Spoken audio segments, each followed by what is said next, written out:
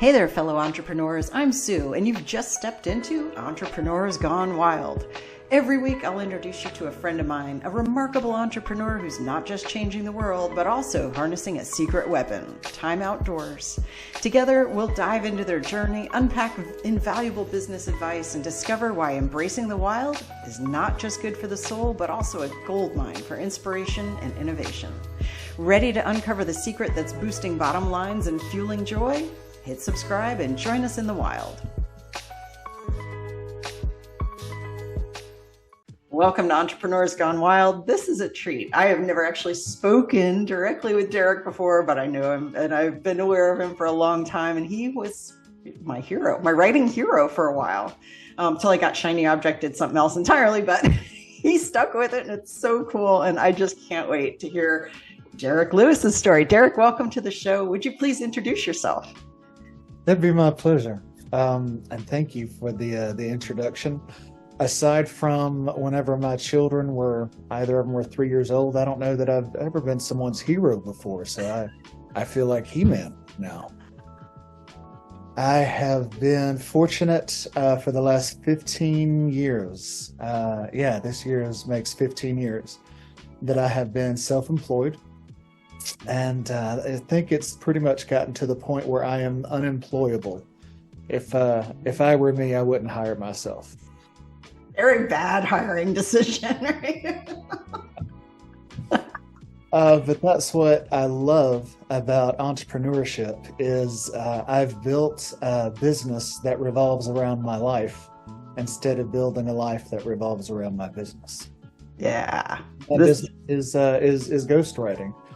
I had a terrible boss, which I'm now thankful for, because if it hadn't have been for that, I probably would continue to work in the corporate life, which just isn't for me.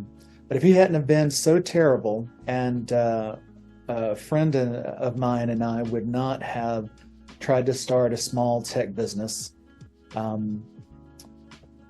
To put food on the table, I started moonlighting by doing some freelance writing on the side. I would go to the job boards and find some writing jobs, and then figured out that I was actually making more money writing than I was with the tech company. So I gracefully bowed out, and he went on to be successful. He just sold the company last year. I was very happy for him. That's awesome. And I found a note. Somebody wanted a business book. And so I said, well, I've been writing business blogs. How hard can it be? And it's just longer, right? That's all. Yeah. It's just long. It's not. Two completely different industries, two complementary but very different skill sets, different mindset, different everything. But I am a fast learner, and I was very fortunate to have some very patient clients, and took me a few years, but I finally got on my feet, and now at a place where, by the grace of God, my wife started her own business last January 1st. And my business has been able to keep us, basically has been able to finance her not having an income while she builds her business. That's cool. But yeah, it's been a ride. That's amazing. That's so cool. And I am almost glad that it's been like 10, 15 years since I heard what you were up to, because you were just starting and it was very exciting then. But to see, like, you stuck with that's very specific type of writing, and have built this business over the past 15 years that not only fed your family and all this, but now it's helping your wife make her next moves as well. That's really cool, man. All right. So how did it become, everybody starts as a freelance writer, or all on the job boards, and I'm like, wouldn't it be funny to do this longitudinal study and go, what kind of early jobs did they get that kind of like made their niche, find them, and now they're doing that? So I confess that I haven't read it, but Dr. Marcia is it Marsha Turner or Marsha Layton? For some reason, I can't remember, but she just was awarded her PhD last year, and her PhD dissertation was on ghostwriters. And so she did some in-depth studies and interviews. I was fortunate to be one of them. And so there is actually some real research about ghostwriters out there now. And I wonder if the answer to your question isn't maybe somewhere in there. Yeah, that's interesting. I'm so I have to track that down because that's fascinating. I'd be happy to introduce you. She's a wonderful woman. That's so cool. That's so cool. All right, man. So, I mean, you could have gone into, there's probably hundreds of kinds of writing at this point. You know, at first back then it was just like, well, it's freelance writing. Oh, okay. That explains things. How did it become you were actually writing books? How did it go from freelance writing to writing books? So for that first part of the better part of a year, while my friend and I were trying to get this this tech company off the ground, I was writing short pieces. So a blog or a brochure, or somebody wanted maybe a short white paper, things along those lines. And that's whenever I realized that I was making money as a writer, and that I really enjoyed it, and found out that I'm really not a tech person. That is not me. So I did what was best, not only for me, but for the business, and gracefully bowed out, and he and I have remained best friends to this day. And started focusing full-time on the freelance writing, and then landed my first ghostwriting gig. Like I said, found it on the job boards, and realized that I had just a wonderful time being able to really talk to the author, being able to sink my teeth into the content and material, having the time to develop ideas, to flesh it out, to edit it. Whenever I got finished with her book, I was proud of what I'd done.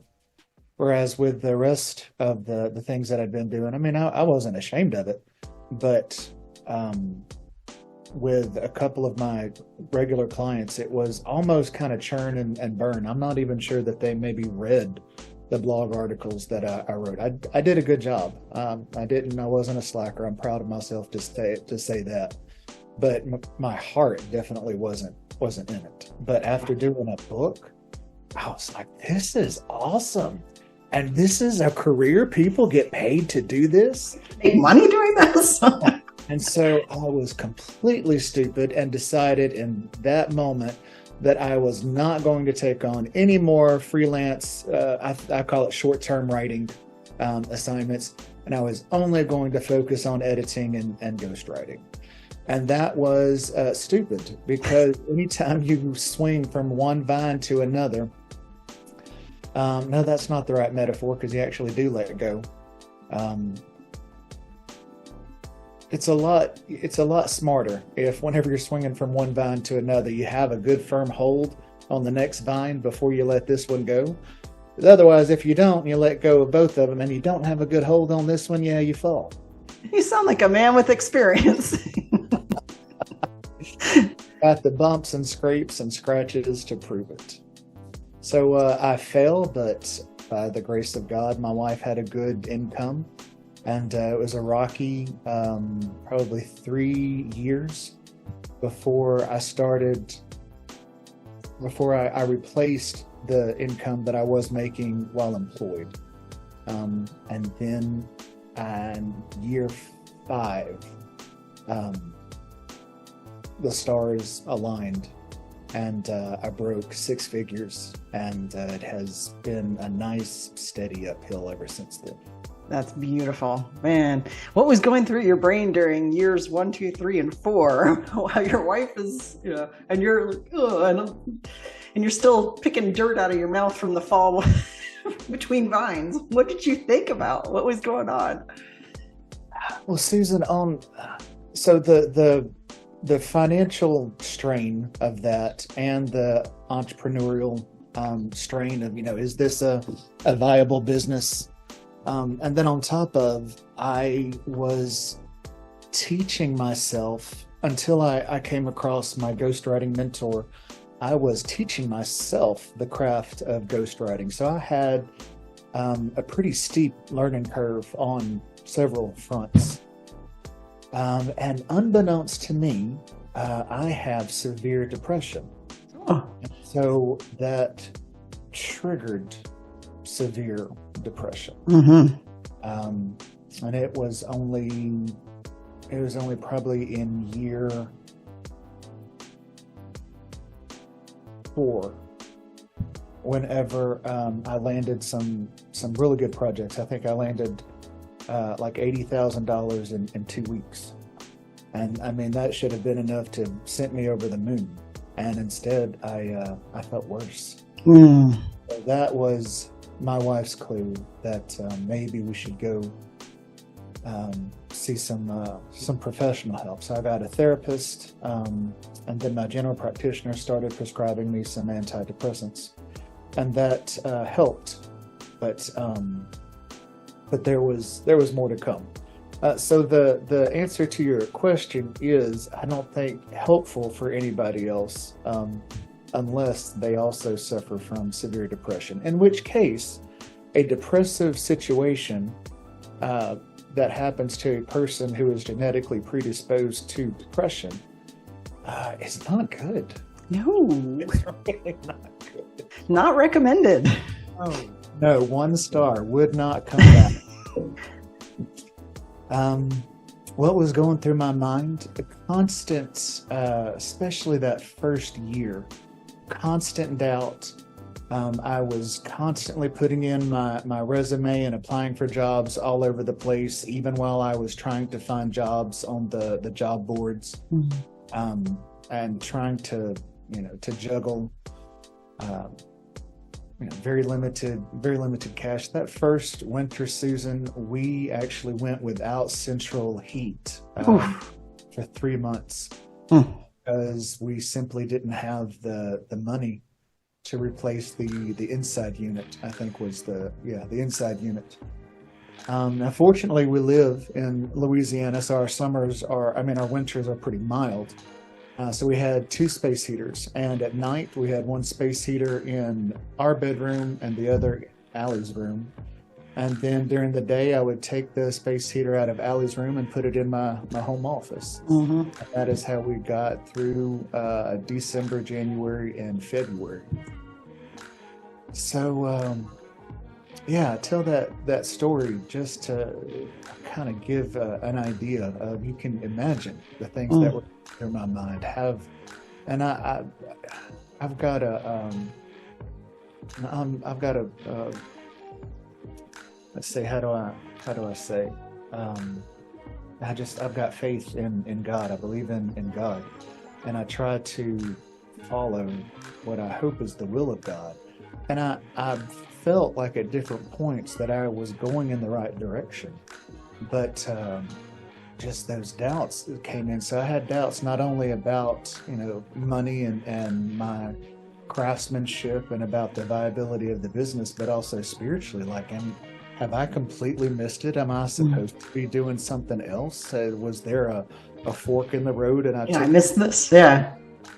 Yeah. So constant doubt, constant stress, constant anxiety. I mean, my wife, just made a year, and she said, and things are on the up. She just had the best month ever, and things are only beginning. Several things are about to happen independently of each other, but they're all going to contribute to her business. I'm very much looking forward to its success.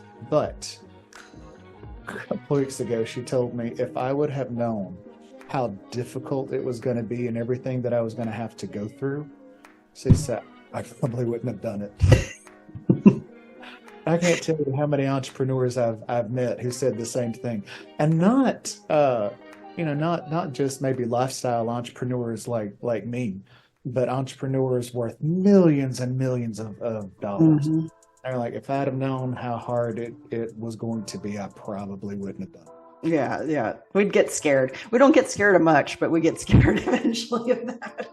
So I think it was Mark Twain said that with confidence and ignorance, success is sure. It's true. And that's probably the only way we would try this crazy stuff, right? I mean, Yes. that's wild. Your early days as a writer were what every writer is terrified is going to happen, right? It's like, oh, like, I mean, it's like old school Ernest Hemingway, oh, okay, if you're going to be a writer, you're going to be, like shivering by by a single candle, back in the, and it can be a very, very hard on ramp. This is, it's no joke. But you found a way now that, granted, those first 5 years, brutal. Thank goodness, you had the help that you needed to get through this, all that. But The first three, I would. first three, yeah. Four things started an uptick, but then I found my third mentor. Mm-hmm. At year 5, I broke 6 figures, and for the last Amazing. things have been really good. That is so amazing. There was, I don't know what happened last year, but for the 4 years before that, Susan, I had a 12 to 18 month waiting list to work with me. It's amazing. I mean, mind blowing. Yeah, right. Like you found, rewind back to day, year 1, year 2. Yeah. That would have kept you going. Right? Man, all right. So you got a waiting list going now, and then, or you had it at one point. Tell me, like, who are you writing for, and what does it look like? Well, I mostly can't tell you who I'm writing for. Exactly. Ghostwriter.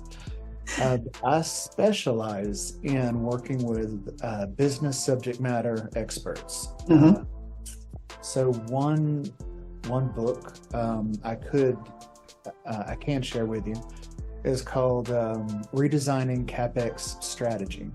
And so I work with a pair of Swedish consultants, and they do consulting all over the world in capital intensive industries like steel and paper mills, food processing plants, and they figure out how to help these companies best invest their money in the right capital expenditure projects. So like whether to build a mill or close a mill down, whether to open a production line, speed it up, change products back and forth. And that, to most people, including my wife, sounds boring. Try to explain stuff to her and she just closes her eyes and starts to fall asleep. Number one, I'm a nerd, and so I love learning about new stuff. And two, I really believed in this book because one of the incredible things that happens whenever you're being far more efficient with your capital is that you have a far better impact on the environment. So, I mean, I think it's almost 100%, if not maybe one outlier, of all of the clients that they've had over the past 25 years. Whenever they implement their plans and follow the plan that they lay out for them, significant reductions in carbon emissions, significant reductions in water use, significant increase in wastewater or gray water able to be recycled, significant decrease in power consumption, and in some cases, actually power creation. So they're, instead of demanding, they're able to use some of the biofuel from the byproducts of trees to create a power plant that puts out the equivalent of a very small nuclear plant. Wow. So, I mean, these guys are not only, helping businesses, create more jobs and be able to be more economically effective, but they're also seriously impacting the environment at the level where so many of us who are want to see more of a green world believe in these commodities, being able to reduce that kind of stuff at the kind of quantities that come out of these manufacturing facilities and these mills. So the content was interesting for me. I really had a fun time figuring it out. It's kind of a puzzle that you put together without but you don't have the picture on the box. Yeah. So you're not really sure what you're piecing together. But then the impact of that book is incredibly rewarding.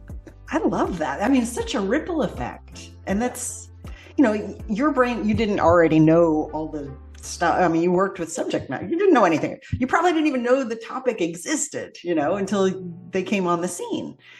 But you were able to designate some percentage of brain cells to grasp this stuff, to tell their story in a way that normal people can understand it and get excited about it. This is going to go, all right, how many people in corporate situations are going to get this and read this and be convinced, like, whoa, wait, we got to do this. And the effect that has on the planet, on, employees, on business itself. I mean, just a writer, right? It's amazing what you did. I like to think of myself as the oil on the hinge of the door of the economy. I like it. That's a good way to put it. It's a small part, and it doesn't fundamentally. Just saving the world, that's all. A little easier. It's so cool, though. And that's just the one story you can tell about. Like, you've written, it takes about, a year, 6 months to a year. So all these years, this is amazing. That's really cool. Do you ever take a moment to kind of look at a virtual, I can't be behind you on the gorgeous colors, but some virtual bookshelf where you can see all the ones that you actually produced? Do you ever just kind of take a moment and go, all right, Derek, that was cool?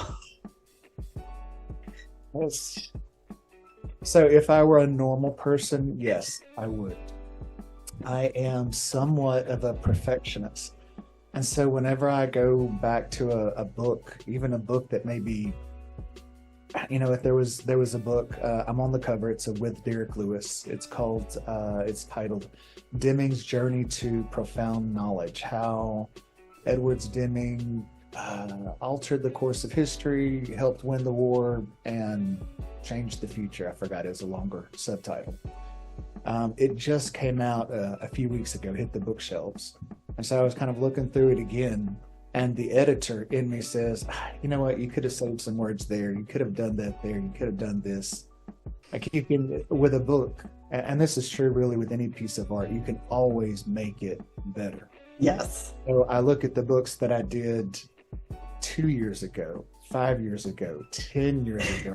Like, I can't believe the cringe. But my authors love their books. That's the thing. These are working books too. This is, that's an amazing thing. So I used to do this a lot, but I did it for not much. So I was not very smart with it, but I loved doing books just because it's that opportunity to really climb inside an expert's brain and see this perspective that you would never have had, right? Do you find, when this is done, do you almost kind of miss the book, miss the subject, or are you at the point by the end you're like, get out of here, I don't want to see you again? No, by the time we get finished with the book itself has kind of become a comfortable friend. Yeah. And it is a little sad whenever a project ends and you're like, okay, we've perfected it as much as practically possible. We're not, there's no such thing as perfection itself. So yes, it's time to close the book, if you will. See what I did there? And yeah, it is. It's a little sad, especially whenever it's with an author that I really enjoyed working with. And with just about all of my authors, we stay in touch, maybe once a year, every couple of years, LinkedIn message, a text, how things are going, if there's any developments with the book. If I see them post something on LinkedIn or Facebook, I'll congratulate them. But yeah, it is a little melancholy, but I usually have another book immediately lined up. And so it's exciting because I get to go from one week and then the next week I'm in a completely new topic. Yeah, sinking your teeth into a whole new thing. Do you find this is true confessions time? Do you find like the first 37% of the project is like, yeah, I gotta do it, and you're like, you get so much done in that time, and then hit the wall, you're like, I hate this project. It's very emotional, yes, the book is your friend after a while, but it's also that friend you're like, oh, it's you again. Why are you still here? Well, no, I'm experiencing it just yesterday morning with another book that I'm working on. I have the direction, but I just can't see it clearly in my mind. And so in my book, I wrote a book on how to write business books. Talk about the critic and the muse and how you need both of them to create a good book. But the critic in me is, despite having done what I'm doing for 15 years, the critic still says, this is going to be the one. You're not going to be able to pull this off. It's going to be everyone's going to know, Derek. Oh no, they're all going to find out. It's going to come off like Scooby-Doo. Yeah. Oh yeah. Then you hit those, or at least I do, hit those stretches where you're in the flow. I call it either the epiphany or the moment of revelation, whenever the author and I realize really what the book is about. Yeah. And whenever you have clarity of vision, then it's just simply a matter of time. It is an amazing thing when you can see it. It's like, oh, all right, it's done. It's just a matter of the doing now. But that's, yeah. From my process, the 5-step process that I use with working with my authors, at least, we have to, and I say in my book, you have to write your book before you can write your book. We have to write an entire manuscript draft, and it's not a good draft. I call it a Franken draft because it's a Frankenstein monster of a book draft. But we have to write that so that we can see all the pieces of the puzzle and how they've come together, and then go back and figure out, oh, this is the unifying idea, or this is the story arc. And then I go back and rewrite the entire book. But it takes less time, much less time, to rewrite the book, because for a professional writer, you know this, Susan, writing is not the hard part. No, yeah. What to write. Exactly. It's a huge chunk of the time that we spend is trying to figure out what we're supposed to be writing in the first place. And after you get over that, it's downhill. You still have to pedal. You can't just coast, but it is far easier. Yeah, the big part is done at that point, and that's a beautiful moment when you realize, like, wait, oh yeah, okay, good, we're good. Now, you mentioned a couple of things, like for a lot of writers, of course, every writer on the planet now wants to talk about AI. Are you using it at all, and does it help you? Like, if so, how is it helping you? Yeah, it is. It's great for bouncing ideas off of. I was just using it this morning with one author. We're looking at 2 different terms for the title of his book. And so I asked ChatGPT which one, might be more popular, or just, compare and contrast these 2. And it had 3 points for one term and 3 points for the other. And I knew half of those. And if I would have sat down and thought about it, I could have come up with the 2 more. But then there was one point that I really hadn't considered that made me think, oh, that's really insightful. So yeah, so I don't use ChatGPT to create work that I would publish. I'd never that, but something to help with, like I said, bouncing ideas off of, brainstorming, or asking it, could you take this piece of writing and what would it sound like in a darker tone? What would it sound like in a more academic tone? And then compare and contrast. Oh yeah, that might be the better term to use there. Or I like how the metaphor. It's really good with metaphors. Yeah. GPT is, and it's eerily good. Yeah, sometimes it's awful, but sometimes it's like, whoa, it's like a human writer, very inconsistent. But I have a subscription, and so it's almost like having a kind of a personal chat GPT that it kind of learns you, and it learns what you like and what you don't like. Yeah. So like with Netflix, you would open it up and you'd get, just all kinds of movies. But then after a period of time, you're giving this one 2 thumbs up, this one a thumbs down. It starts learning, oh, Derek likes post-apocalyptic, dystopian, hopeless futures that have cults and a savior and an anti-hero. Yep, it's true. It's true. Yeah. Our computer overlords are learning. I love it. I just found out whenever so Ken Jennings was the famous guy on Jeopardy that won, I don't know, 7 games in a row.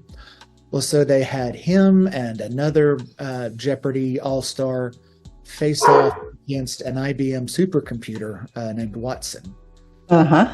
The very last question, there was no question, there was no doubt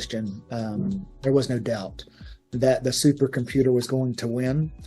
And so the question that Alex Trebek posed was, this is the author of a vampire, story that, was one of the most important pieces of science fiction, and blah, blah, blah, blah, blah. And so the answer that everybody had to, or the question actually, because Jeopardy's, flipped, is who is Bram Stoker? So Ken Jennings on his electronic board, whenever they revealed his board, he had written who is Stoker at the top. I'm doubting myself now. Is it Stoker or Stroker? I think Stoker. It's Stoker. Yeah. I think Stoker. And underneath that, in parentheses, he wrote, I, for one, welcome our new computer overlords. That's great. Yeah, like just go ahead and not only acknowledge that they're coming, but get on their good side. Right. Well, that's, this is why I always say please and thank you to Chat GPT. Yes, I do. Do you also? I used to make fun of my mother she would ask Siri a question and then she would say, thank you, Siri. Like, Mom, it's not a real person. But, whenever they take over, I want... they'll be like, oh, she was the polite one. He asked nicely. Yeah, her the governor of South America. Yeah. It's a good opportunity to practice our manners. That's all. No downside. Yeah. So what do you do? Yeah, chat is a great thing sometimes when your brain is stuck and you're like, I need something. For me, if I really need to sort something out, I'm outside doing it. What works for you? Especially I want to know, like, if it's outside, which I hope it is, but what's that like for you? How do you kind of percolate and deal with the connecting dots and all that kind of hidden brain work that has to happen in writing? So the first half of my undergraduate degree is in engineering. And I remember engineering, I don't know if it was engineering 101 or 102, whatever. But one of my absolute favorite professors was teaching us just here's the basics on how to be an engineer. And one of the, is problem solving. And he said, whenever you run into a problem and you can't figure it out, take a break, walk away from it. Go take a nap, go take a walk. And I found that holds true whenever I hit some kind of creativity block. I've got, I don't know if you can hear the birds. I have a detached office from the house. It has its own little porch and a rocking chair. So there are, plenty of times I go out and sit on the rocking chair, and I don't think about it. I don't try to force my brain through. I let it go, sink into my subconscious. Um,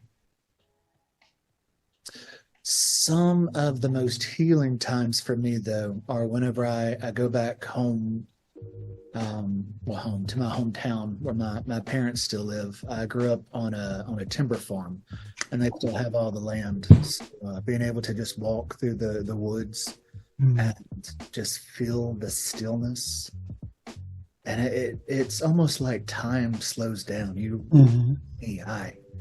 I feel like, oh yeah, this is the real world. All this other stuff, it's great and it's needed, but this is what's real. My most healing moments are whenever I'm out in the woods. I love that too. I can feel that from you. Like it takes me to back when, being in the woods. There is that feeling. I'm 56. I don't know how old you are. You're older than 30. And anybody that I talk with who's 40 and up, they're like, oh yeah, time seems like it's going really fast. Yeah. And especially when you got kids and a business and all that. Turned 41 in March. Okay. So it's, it's like, whoa, this is, it's almost like mentally disturbing, the speed. Today, Susan, whenever my daughter gets home, we're going to go down to the DMV office. Oh no. She will get her official license to drive by herself. And Susan, I swear to you, I remember 2 months ago walking her into kindergarten. Yeah. It's uncanny. I cannot believe how fast. And everybody says it, everybody knows it, but it's like, whoa, and it speeds up, I've turned into one of those people that they see young parents with a small child, and they say, enjoy these years now, treasure these years now, treasure the moments. Yeah. And you hear it when you're a young parent, and you're like, oh, I would if I could just, I'll do that later. Diapers and make the money and pay the bills and get ready for the birthday party and. Oh, no, but it's true.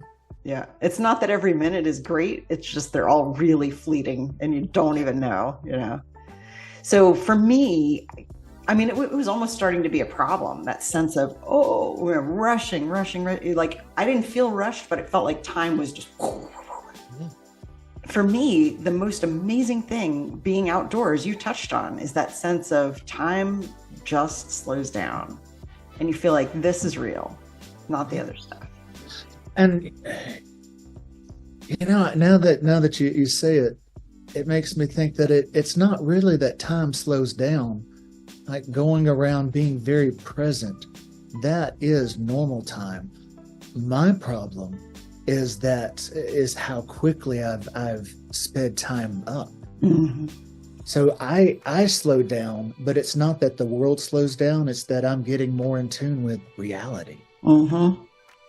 And that's incredibly important. The older I've gotten, especially these last 6 months, I've learned the importance of being present, of being centered, of living today, not tomorrow, not in anxiety and worry, but being present in the here and now.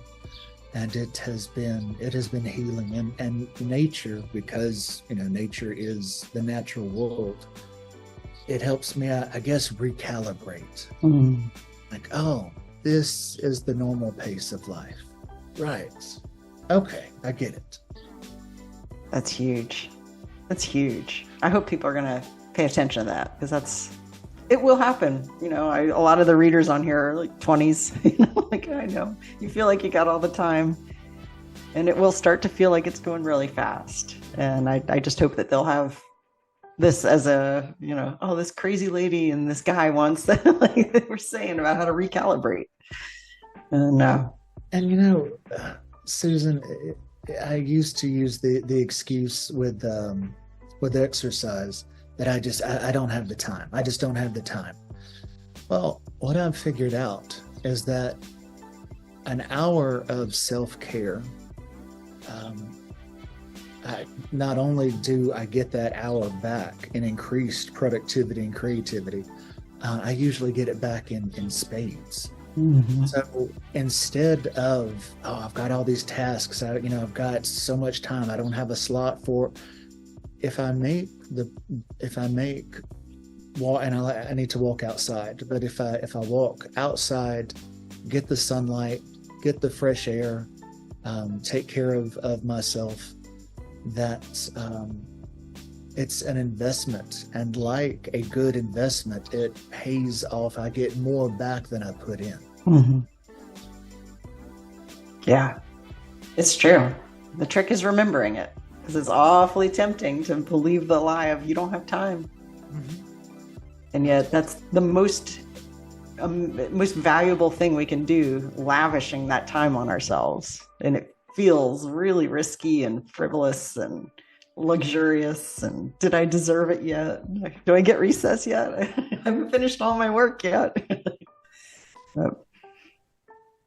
But you can't pour from an empty vessel. Mm. If you are constantly pouring out, pouring into other people, pouring into your work, pouring into whatever cause or belief that you have, pouring into your friends, pouring into your home. If you never pour, if you never get that well replenished, at some point you pour out so much that you're just dry. Yeah. Is whenever people have burnouts, that's whenever they have mental breakdowns, that's whenever they have I'm just gonna quit my job and go backpack in India for a year to find myself because I have no idea what my identity is. Yeah. In the long term, self-care is incredibly important. It's important in the short term. Sure. Thinking about the long term, spending a few months in in a psychiatric ward or rehab center because you burned out and went emotionally broke. That takes up a lot of time. Exactly. That'll put a dent in your productivity, man. That's Put a dent in your life. Man, it's good stuff. People get outside, It is. I mean, that's where we evolved. That's what our bodies are used to. That's what we need. And pretty much everything that we do on a daily basis is a social construct, right? The idea of working 40 hours a week, or I'm hard pressing entrepreneur. I work 80 hours a week, and success and reputation and accolades, all of these things, they're all constructs. Mm-hmm. The outside world, the real world, that's the inescapable reality, except in our heads. Yeah, agreed. Man, this is good stuff. So let me ask you, long term, what's your thing? What are you going to do?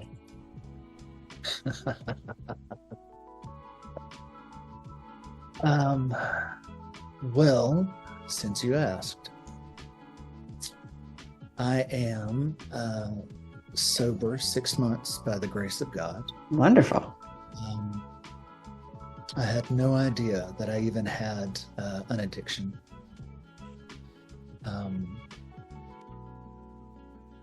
And after losing my family and then regaining them again, a miracle of God, having a loving relationship with my wife, my daughter, loves me, and my son is mostly shielded from everything, so he didn't know any different.